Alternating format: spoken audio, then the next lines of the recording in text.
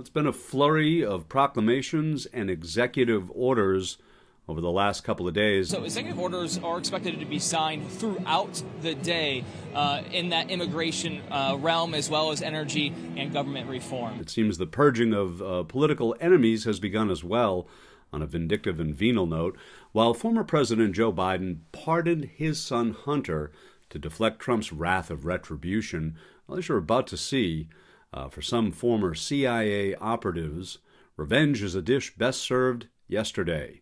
Now let's grab a little background to set up today's latest and very important story. Hunter Biden's attorneys are set to meet with the Justice Department and the U.S. Attorney in Delaware next week.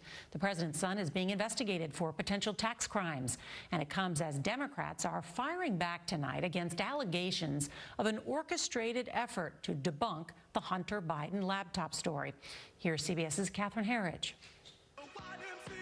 3 weeks before the 2020 presidential election, the New York Post reported on the contents of Hunter Biden's laptop, alleging he used his father's position for personal gain, a claim the president's son has denied. Days later, more than 50 former intelligence officials released a statement that the laptop had all the classic earmarks of a Russian information operation. About the laptop from hell. At the final presidential debate, then-candidate Biden cited the letter from intel officials to push back against then-President Trump's attacks. There are 50 former national intelligence folks who said that what he's accusing me of is a Russian plan. According to a letter released by Republican chairman of 2 House committees, former CIA Deputy Director Michael Morell told congressional investigators that days after the laptop story, Secretary of State Antony Blinken, then a Biden campaign advisor, reached out to Morell. Republicans say that conversation set in motion the events that led to the former intelligence official's public statement.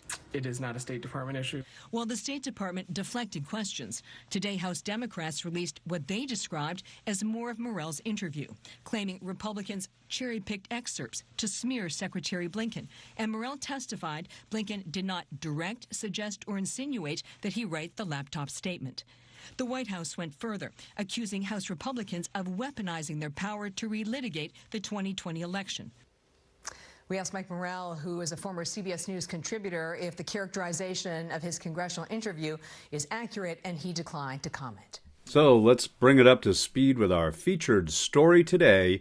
As was reported recently by NBC News, the CIA has carried out an executive order signed by Trump to revoke security clearances for about 50 former intelligence officials and senior government officials who had signed a letter about Russia's possible role in spreading allegations against Hunter Biden. An agency spokesman told NBC News some of the allegations purportedly were contained in information from a laptop belonging to Hunter Biden.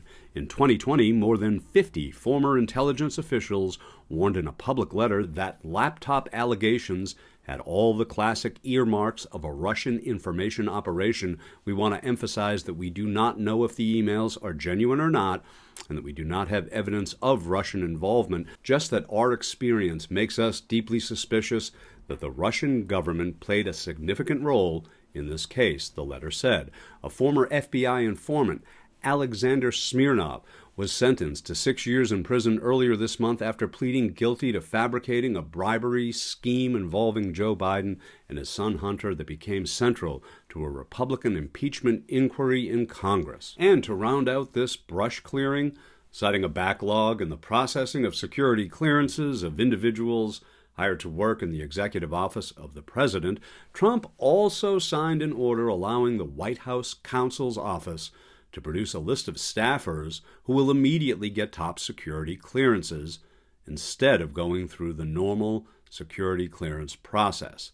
Now, it is the same kind of return, really, to the bold, decisive leadership that we saw in his first term, especially on matters of national security, if you recall.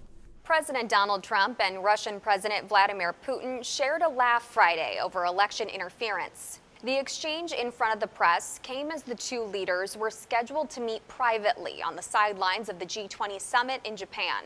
The moment is hard to hear over all of the reporters, but one reporter asked President Trump if he was going to warn Putin not to meddle in the 2020 election.